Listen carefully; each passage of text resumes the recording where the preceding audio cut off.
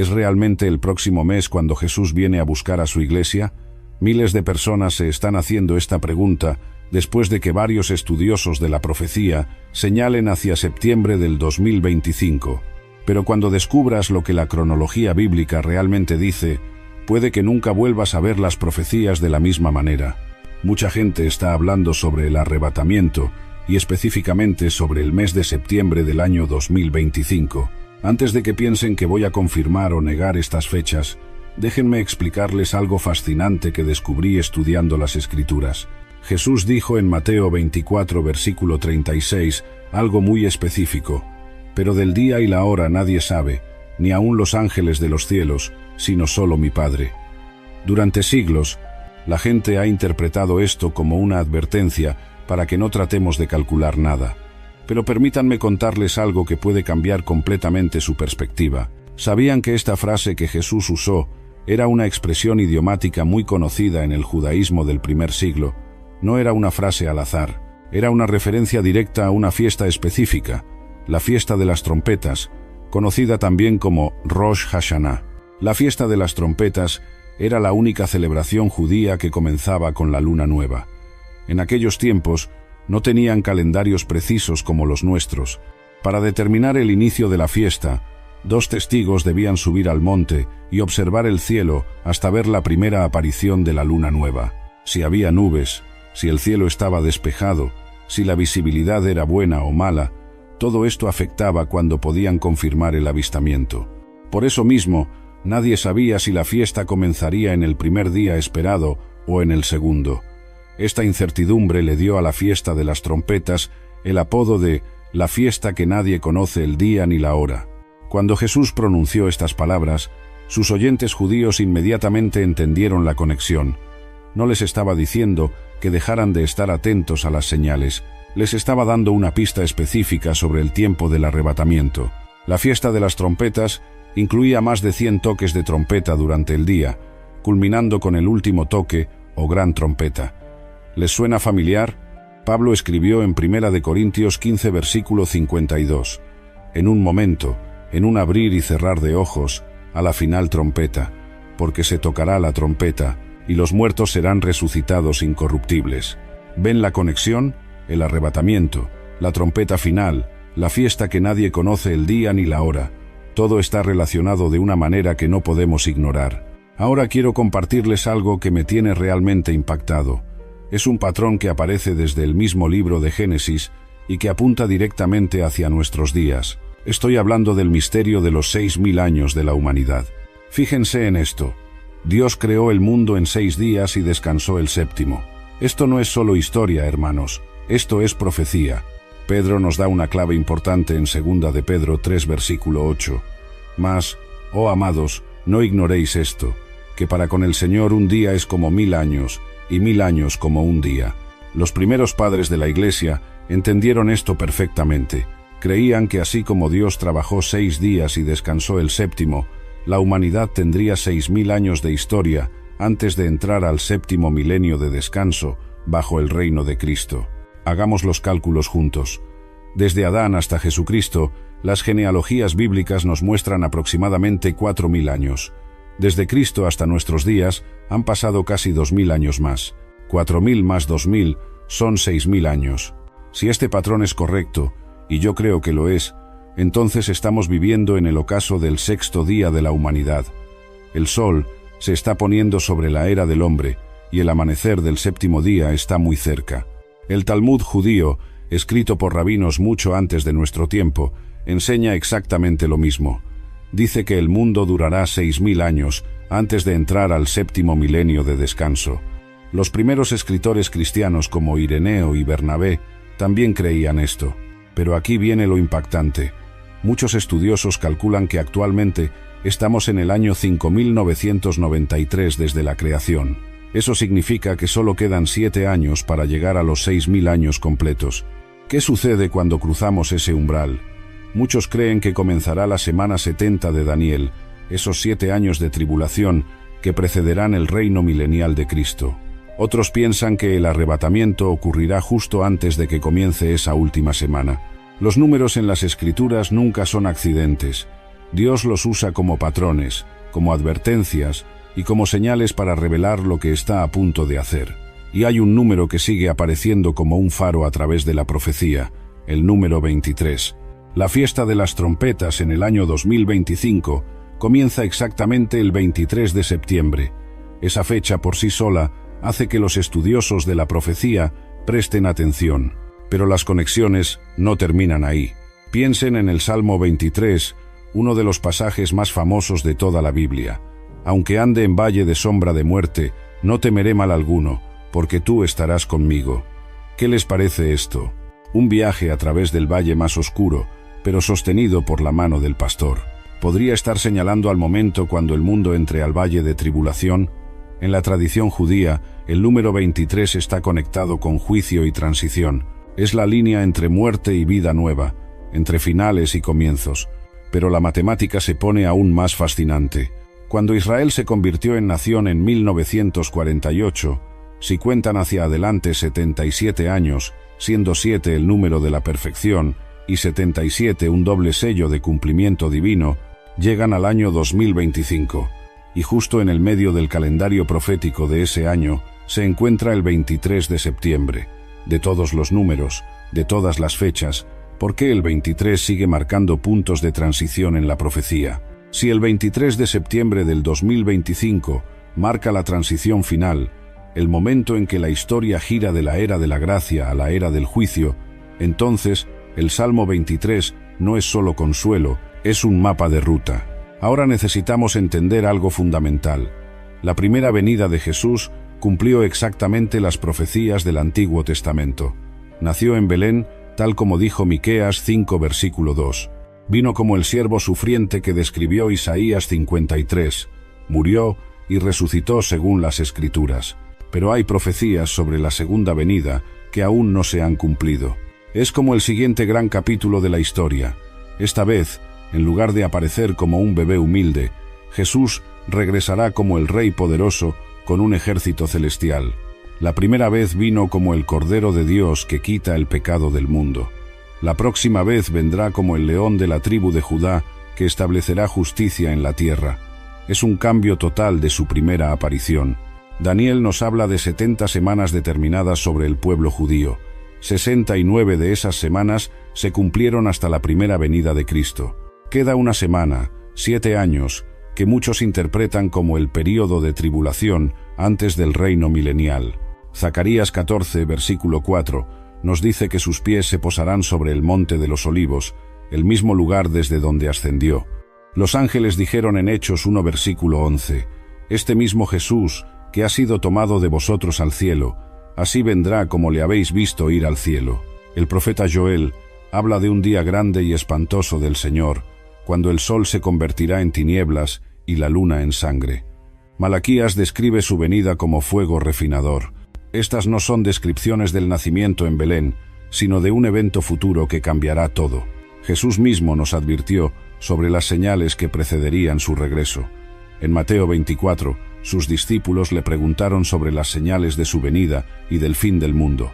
La respuesta de Jesús es reveladora y preocupante a la vez. Primero habló de los falsos profetas, porque vendrán muchos en mi nombre, diciendo, «Yo soy el Cristo», y a muchos engañarán. Mateo 24, versículo 5.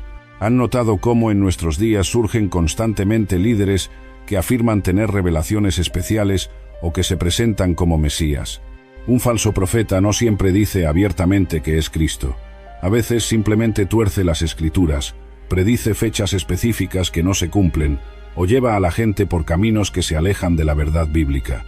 Jeremías 14, versículo 14 nos dice, «Me dijo entonces Jehová, falsamente profetizan los profetas en mi nombre. No los envié, ni les mandé, ni les hablé. Visión mentirosa, adivinación, vanidad y engaño de su corazón os profetizan». La diferencia entre un verdadero profeta y uno falso está en la fuente de su inspiración. Los falsos profetas hablan desde sus propios corazones y mentes, mientras que los verdaderos profetas transmiten los mensajes de Dios. Jeremías 23, versículo 16, advierte, «No escuchéis las palabras de los profetas que os profetizan, os alimentan con vanas esperanzas, hablan visión de su propio corazón, no de la boca de Jehová. La motivación también separa a los profetas verdaderos de los falsos. Los verdaderos profetas están motivados por la lealtad a Dios, mientras que los falsos a menudo buscan ganancia personal, popularidad o beneficios financieros. En nuestros días, debemos ser muy cuidadosos. No todo el que dice, así dice el Señor, realmente habla de parte de Dios. Las Escrituras nos dan criterios claros, profecías cumplidas, enseñanzas consistentes con la Biblia y reconocimiento de Jesucristo como divino. Jesús también habló sobre guerras y rumores de guerras, nación contra nación y reino contra reino, en Mateo 24 versículos 6 y 7. El mundo parece estar en un estado constante de conflicto, pero Jesús nos dice que no nos alarmemos, porque estas cosas deben suceder, pero aún no es el fin. Las palabras de Jesús sobre guerras y rumores de guerras a menudo se malinterpretan. Él mencionó estas cosas no como señales definitivas del fin, sino como eventos comunes en la historia humana. En Mateo 24, Jesús enumera las guerras junto con falsos cristos, hambres y terremotos, como cosas que no deberían alarmarnos, como señales inmediatas de los tiempos finales. Él las describe como el principio de dolores, indicando un proceso que lleva a un fin, pero no el fin mismo. A lo largo de la historia, las guerras han sido una constante, y Jesús implicaba que continuarían hasta que Él establezca un tiempo de paz en el futuro reino milenial. Los desastres naturales también forman parte de la lista. Jesús habla de hambres y terremotos en varios lugares. Es difícil no sentir un escalofrío cuando vemos la devastación causada por estas calamidades naturales. El término dolores de parto es bastante interesante. Piensen en esto. Cuando una mujer está a punto de dar a luz, comienza a tener contracciones. Estas contracciones o dolores de parto comienzan suaves y luego se vuelven más intensos y frecuentes a medida que se acerca el nacimiento. De manera similar, Jesús está diciendo que estos tiempos difíciles y desastres comenzarán a ocurrir como señales tempranas y se volverán más intensos a medida que se acerque el momento de su regreso. Pero lo más importante que señala Jesús es la predicación del Evangelio a todas las naciones, y será predicado este Evangelio del reino en todo el mundo, para testimonio a todas las naciones. Y entonces vendrá el fin. Mateo 24 versículo 14. El apóstol Pablo agrega otra capa importante a las señales de la segunda venida de Cristo en sus cartas. Él advierte sobre un hombre de pecado que se opondrá y se exaltará sobre todo lo que se llama Dios. Segunda de Tesalonicenses 2 versículos 3 y 4 dice: Nadie os engañe en ninguna manera, porque no vendrá aquel día sin que antes venga la apostasía y se manifieste el hombre de pecado, el hijo de perdición, el cual se opone y se levanta contra todo lo que se llama Dios o es objeto de culto, tanto que se sienta en el templo de Dios como Dios, haciéndose pasar por Dios. Esta figura, a menudo llamada el Anticristo, es una señal clave de los tiempos finales. Es como tener un villano principal en la historia, pero ¿quién podría ser? La Biblia no proporciona un perfil súper detallado del Anticristo, pero sí nos da algunas pistas. En los libros de Primera de Juan y Segunda de Juan, el término Anticristo se usa para describir a cualquiera que niegue a Cristo, pero también sugiere una persona específica que encarna esta negación y oposición a Jesús. Primera de Juan 2 versículo 18 dice: Hijitos, ya es el último tiempo, y según vosotros oísteis que el Anticristo viene, así ahora han surgido muchos anticristos. Por esto conocemos que es el último tiempo. Esto sugiere que aunque hay muchos que pueden llamarse anticristos debido a su oposición a Jesús, hay un anticristo específico que se espera que aparezca.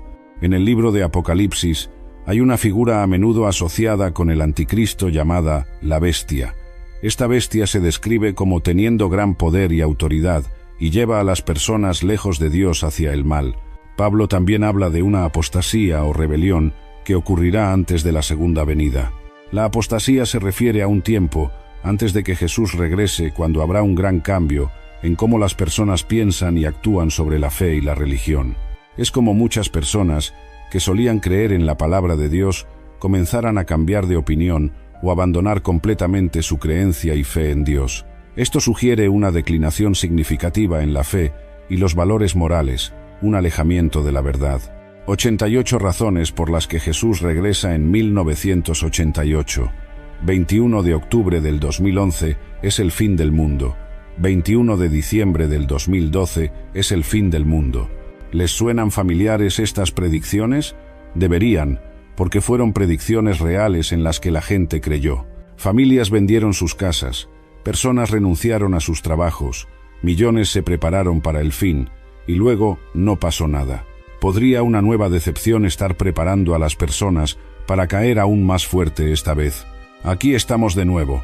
Algunos están señalando septiembre del 2025 como el mes en que Jesús regresará y está ganando impulso. Pero septiembre 23 podría no ser el día que ustedes piensan. La profecía no da fechas exactas. La primera razón es simple y enorme. La Biblia nunca da un día u hora para el arrebatamiento. Eso significa que ningún cálculo de días de fiesta puede garantizar el año. Ningún evento político puede determinar el mes. Ninguna señal astronómica puede marcar el día. Sí, se nos dice que observemos las estaciones. Sí, hay pistas para la cronología de la tribulación, pero el arrebatamiento mismo se nos dice que vivamos como si pudiera suceder en cualquier momento. En 1988, un libro llamado 88 razones por las que el arrebatamiento será en 1988 vendió 4.500.000 copias. La fecha llegó y pasó. Muchos se alejaron de la fe por eso. Si septiembre del 2025 llega y pasa, ¿se irá nuestra fe con eso? ¿O desencadenará la gran apostasía de la que nos advirtió la Escritura? Desde que Jesús se fue, las personas han querido saber exactamente cuándo regresará. Incluso los discípulos le preguntaron: Señor, ¿restaurarás el reino a Israel en este tiempo? Hechos 1, versículo 6. Pero Jesús respondió: No os toca a vosotros saber los tiempos o las sazones. Hechos 1, versículo 7. ¿Alguna vez se han preguntado cómo sería si Jesús regresara repentinamente a la tierra hoy? Es un pensamiento que puede hacernos detenernos y reflexionar. La Biblia describe la segunda venida como un evento que cambiará el mundo tal como lo conocemos. La segunda venida de Cristo es como esperar a un huésped sorpresa cuyo tiempo de llegada es un secreto. Esta incertidumbre es un llamado a estar siempre listos, viviendo nuestras vidas de una manera que nos enorgullezca conocerlo. Ahora imaginen el evento real de la segunda venida. No va a ser un momento silencioso. La Biblia dice en Mateo 24, versículo 27, porque como el relámpago que sale del oriente y se muestra hasta el occidente, así será también la venida del Hijo del Hombre. Imaginen todo el cielo iluminándose. Este va a ser un evento global que nadie puede perderse. Primera de Tesalonicenses 4 versículos 16 y 17 nos da más detalles. Porque el Señor mismo con voz de mando, con voz de arcángel y con trompeta de Dios descenderá del cielo, y los muertos en Cristo resucitarán primero. Luego nosotros los que vivimos, los que hayamos quedado, seremos arrebatados juntamente con ellos en las nubes para recibir al Señor en el aire, y así estaremos siempre con el Señor. Esta descripción nos muestra un evento sobrenatural, donde los creyentes que han muerto resucitarán primero, y luego los que estén vivos serán transformados y llevados para encontrarse con Jesús en el aire. Pablo describe esto como algo que sucederá en un momento, en un abrir y cerrar de ojos. Primera de Corintios 15 versículo 52. No es un proceso gradual, sino una transformación instantánea. El arrebatamiento está diseñado para librar a la Iglesia de la ira venidera. Primera de Tesalonicenses 5 versículo 9 dice: Porque no nos ha puesto Dios para ira, sino para alcanzar salvación por medio de nuestro Señor Jesucristo. Después de todo lo que hemos visto, después de analizar las señales, las fechas, los patrones y las advertencias, llegamos a la pregunta más importante de todas. ¿Estamos realmente preparados? No me refiero a si tenemos la fecha correcta o si hemos descifrado completamente los misterios proféticos. Me refiero a algo mucho más personal y eterno. ¿Está nuestro corazón listo para encontrarnos con Jesús? Pueden tener razón todas las teorías sobre septiembre del 2025. Puede que los 6.000 años estén verdaderamente cumplidos. Puede que el 23 de septiembre sea realmente significativo proféticamente. O puede que tengamos que esperar más tiempo del que pensamos. Pero hay algo que no cambia sin importar cuándo venga Jesús: la necesidad de estar preparados espiritualmente. Lucas 12, versículo 40 nos recuerda: Vosotros pues también estad preparados, porque a la hora que no pensáis, el Hijo del Hombre vendrá. La preparación verdadera no consiste en calcular fechas o vender todas nuestras posesiones cada vez que alguien predice una fecha. La preparación verdadera es vivir cada día como si fuera el último, pero planificar como si tuviéramos 100 años más por delante. Significa mantener nuestras cuentas claras con Dios y con nuestro prójimo. Significa compartir el Evangelio con urgencia pero sin pánico. Significa estar ocupados en la obra del Señor mientras esperamos su regreso. Primera de Juan 3 versículo 3 nos dice: «Y todo aquel que tiene esta esperanza en Él se purifica a sí mismo, así como Él es puro». La esperanza del regreso de Cristo debe purificar nuestras vidas, no llenarnos de especulación ociosa. Jesús nos advirtió sobre los siervos que dirían: «Mi Señor tarda en venir», y comenzarían a maltratar a sus consiervos y a embriagarse. Mateo 24, versículos 48 al 51. Pero también nos advirtió sobre aquellos que estarían tan obsesionados con fechas que descuidarían sus responsabilidades actuales. El equilibrio está en vivir con expectativa santa, pero también con responsabilidad terrenal. Estemos listos, pero no ociosos. Esperemos, pero no dejemos de trabajar. Miremos hacia arriba, pero no descuidemos lo que tenemos entre las manos. Al final del día, hermanos, no importa si Jesús viene en septiembre del 2025 o en el año 3000, lo que importa es que cuando venga, nos encuentre fieles, preparados y ocupados en sus asuntos. Que así sea.